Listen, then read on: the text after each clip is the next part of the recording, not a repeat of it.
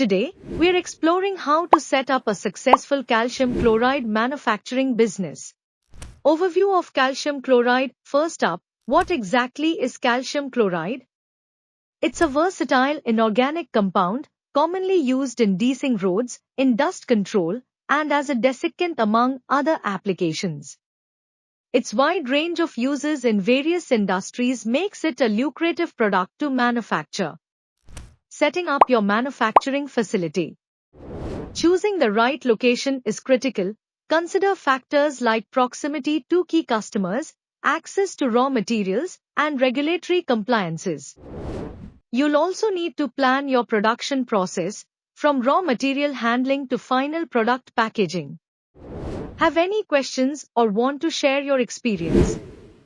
Drop a comment below. Thanks for watching, and see you in the next video.